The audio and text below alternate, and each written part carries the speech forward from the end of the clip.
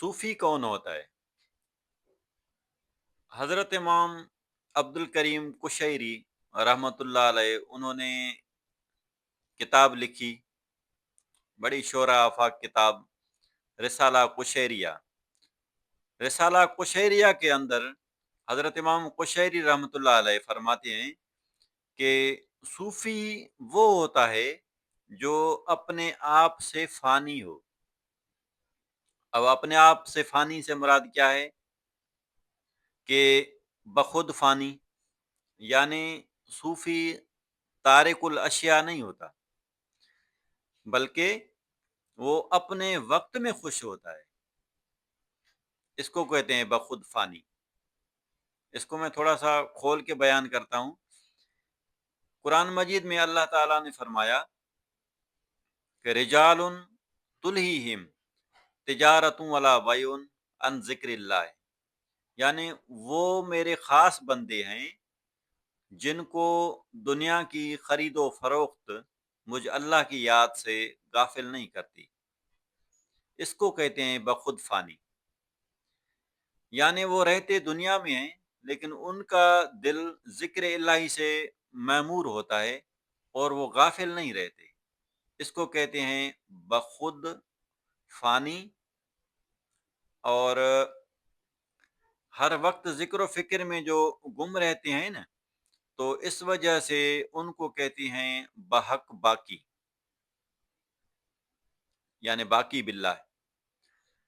حضرت امام قشیری رحمۃ اللہ علیہ فرماتے ہیں کہ صوفی وہ ہوتا ہے جو بخود فانی ہو اور بحق باقی ہو، اللہ تعالیٰ کی یاد سے غافل نہ ہو، اس کو بحق باقی کہتے ہیں۔ قرآن مجید میں اللہ تعالیٰ نے فرمایا وَنَهَا النَّفْسَ عَنِ الْهَوَىٰ فَإِنَّ الْجَنَّةَ فَهِيَ الْمَأْوَىٰ، یعنی جس نے اپنے نفس کو، اپنے آپ کو خواہشات سے روکا، فَإِنَّ الْجَنَّةَ فَهِيَ الْمَأْوَىٰ، ان کے لیے جنت میں اعلیٰ مقام ہے۔ اعلیٰ مقام سے مراد فوز عظیم، یعنی اس کے لیے بڑی کامیابی ہے، کیونکہ انعام کامیابی پر دیا جاتا ہے۔ بزرگان دین نے اس طرح تشریح فرمائی ہے کہ اپنی زندگی کو اس طرز پر گزارو کہ اس میں خواہشات کا دخل نہ ہو۔ اب یہ اس کی بڑی گہری وضاحت ہے کہ بھائی اگر آپ کسی کی مدد کر رہے ہیں تو اس میں تمہاری ریا کی خواہش نہیں ہونی چاہیے۔ اگر آپ کھانا کھا رہے ہو تو اس میں ذائقے کی خواہش نہیں ہونی چاہیے۔ اگر آپ کہیں بھی دیکھ رہے ہو تو اس میں خواہش شامل نہیں ہونی چاہیے۔ اگر آپ عبادت کر رہے ہو تو اس میں جنت کی خواہش نہیں ہونی چاہیے۔ حضرت جنید بغدادی رحمۃ اللہ علیہ، انہوں نے فرمایا کہ اپنے مریدوں کو جو فرمایا کرتے تھے، آپ فرماتے تھے کہ اپنے آپ کو اگر تم خواہشات سے دور رکھتے ہو اور عبادت بالکل تھوڑی ہی کرتے ہو نا، پھر بھی تم کامیابی کو پہنچ جاؤ گے۔ یہ حضرت جنید بغدادی رحمۃ اللہ علیہ کا فرمان ہے۔ حضرت شیخ شبلی نعمانی رحمۃ اللہ علیہ، انہوں نے فرمایا کہ اگر مجھے اللہ تعالی جنت اور جہنم کے لیے اختیار دے کہ کس کو اپناؤ گے، تو آپ فرماتے ہیں کہ میں دوزخ کو اختیار کروں گا، جنت کو چھوڑ دوں گا۔ تو کسی نے پوچھا کہ حضور ایسا کیوں؟ پوری کی پوری دنیا جنت کی طلب میں، عبادت میں مصروف ہے۔ تو آپ نے فرمایا کہ جنت کو میں اس لیے چھوڑ دوں گا اور جہنم کو، دوزخ کو اختیار کروں گا کہ جنت جو ہے نا میرے نفس کی طلب ہے، میرا نفس جو ہے جنت کی وجہ سے عبادت میں مشغول ہو جاتا ہے، ورنہ وہ اس میں وہ اپنا شوق و ذوق نہیں ہوتا۔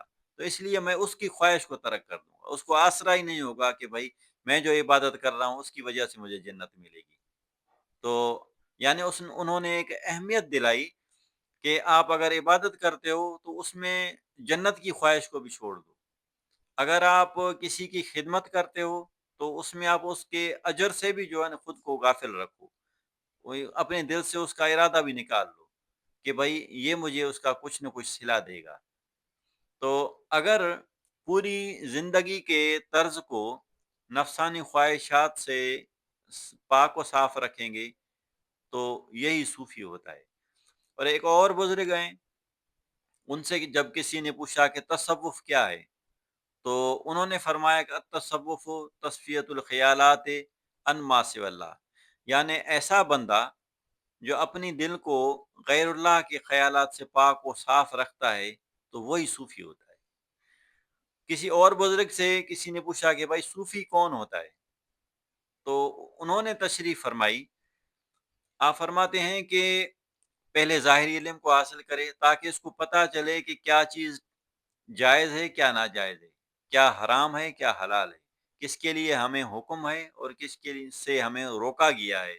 पहले ये इल्म हासिल करे, उसके बाद फिर अमल पैरा हो जाए इस पर और अपने दिल में उस अमल का के सिले की ख्वाहिश न रखे, ये सूफ़ी होता है। किसी और बुज़ुर्ग से पूछा गया कि भाई सूफ़ी कौन होता है? तो उसने कहा कि वो अपनी ज़िंदगी में रियाज़त व मुजाहिदा इसलिए करे कि मुझे मार्फत इलाही हासिल हो, ये सूफ़ी होता है। किसी और बुज़ुर्ग से पूछा गया कि भाई सूफ़ी कौन होता है? तो उसने जो तशरीह फ़रमाई कि अपने आप को हर वक़्त निगाह में रखो, अपने आमाल को हर वक़्त निगाह में रखो और जब दिन ख़त्म हो चुके और रात को तुम सोने लगो, तो पूरे दिन का अपने आप से हिसाब ले लो कि क्या गलत किया, क्या सही किया। फिर जो गलत किया, उस पर नदामत करो, अल्लाह से मग़फ़िरत तलब करो और जो सही हुआ, उस पर अल्लाह ताला का शुक्र अदा करो कि मेरे अंदर कोई ताकत नहीं है, अगर तुम तौफ़ीक ना देते तो इसी तरह से जो ज़िंदगी गुज़ारता है, वही सूफ़ी होता है। तो हमारे पीर व मुर्शिद से जब हमने पूछा कि क़िबला हमें बताइए कि सूफ़ी कौन होता है? तो आपने फ़रमाया कि ये एक ऐसा सवाल है जिसका मर्तबे के हिसाब से जवाब होता है। आपने फिर फ़रमाया कि भई बीमारी होती है एक बंदे को, तो बाहिर से जो बंदा उसको देख रहा है, उसको तो उसके हाल का पता ही नहीं चलेगा। उस बीमारी का उसके हाल से ताल्लुक़ है। भई अगर वो इस हाल का है कि अगर इस हाल का है कि उसके साथ जो बीमारी लगी है, वो उसके लिए सज़ा है। अगर फिर दूसरे हाल का है, तो ये बीमारी उसके लिए आज़माइश भी हो सकती है। अगर तीसरे हाल का है, तो उसके दर्जात को बुलंद करने के लिए अल्लाह ताला ने ये बीमारी दी होगी। और अगर किसी और हाल का है, तो अल्लाह ताला इसके गुनाहों को छान रहा होगा, साफ़ कर रहा होगा, उसके लिए है। और अगर फिर अच्छे मर्तबे का है, तो ये अल्लाह ताला की तरफ से उसको इल्हाम है।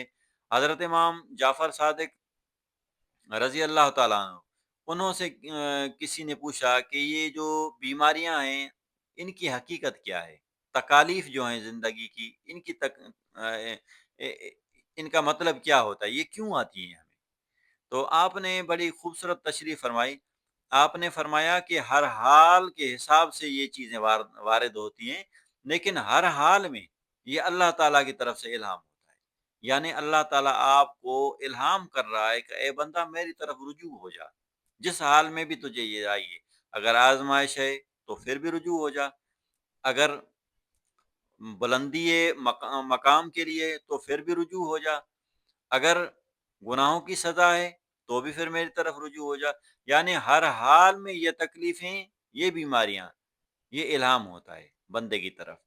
तो इसी तरह सूफ़ी वो होता है कि जो ये समझे कि क्या हक है मुझे, किस तरह ज़िंदगी गुज़ारने का, फिर उस तरीके से ज़िंदगी को बसर करे, यही सूफ़ी होता है। क्योंकि बंदे की एक फ़ितरत है कि जब वो कोई भी काम करता है ना, तो वो सिले की उम्मीद रख के करता है। अब सूफ़ी वो होता है जो सिले की उम्मीद ना रखे, जो भी काम कर रहा है। एक दफ़ा का वाक़या है, हज़रत राबिया बसरी रहमतुल्लाह अलैह एक दफ़ा आग जलाकर उस आग के गिरदा-गिर्द आप जो है तवाफ़ की तरह बड़ी जज़्बात के साथ जो है ना घूम रही थी और एक लकड़ी हाथ में भी थी, वो भी जलाई हुई थी। तो خواجہ حسن بصری نہیں، خواجہ حسن بصری نہیں ہے، تو بزرگ اور ہیں، وہ ان کے پاس آئے اور انہوں نے آ کر عرض کی کہ یا بی بی، آپ آج اس حال میں جذباتی کیوں، آپ اس آگ کے جو ان گرد آپ گھوم رہی ہیں بڑے جذبات کے ساتھ؟ تو بی بی صاحبہ نے فرمایا کہ آج میں اس آگ سے جنت اور جہنم دونوں کو جلا کر راکھ کر دوں گی۔ تو اس شخص نے کہا کہ بھائی ایسا کیوں؟ کیا وجہ ہے؟ تو بی بی صاحبہ نے فرمایا کہ یہ انسان جنت کی لالچ میں اور جہنم کے خوف سے کیوں عبادت کرتا ہے؟ کیا اس کے اوپر کوئی خدا کا حق نہیں ہے؟ اس لیے میں دونوں کو جلا دوں گی، تو انسان پھر صدق کے دل کے ساتھ، خلوص دل کے ساتھ عبادت کرے گا۔ تو پھر اس شخص نے عرض کی کہ بی بی صاحبہ، یہ حال تو سب کا نہیں ہے، اگر یہ خوف اور لالچ نہیں ہوگی تو پھر یہ تھوڑی بہت جو عبادت کر رہے ہیں نا لوگ، یہ بھی نہیں کریں گے۔ تو بی بی صاحبہ کا پھر حال چینج ہوا، انہوں نے پھر وہ تو چھوڑ دیا۔ تو مطلب یہ ہوا کہ صوفی وہ ہوتا ہے جو لالچ رکھ کر کوئی کام نہ کرے، اور عبادت کرے بھی لالچ نہ کرے، کوئی کسی کی خدمت کرے تو بھی لالچ نہ کرے۔ میں امید کرتا ہوں کہ یہ ہمارا پیغام طالب حق کے لیے فائدہ مند ثابت ہوگا۔ وما علینا الا البلاغ المبین۔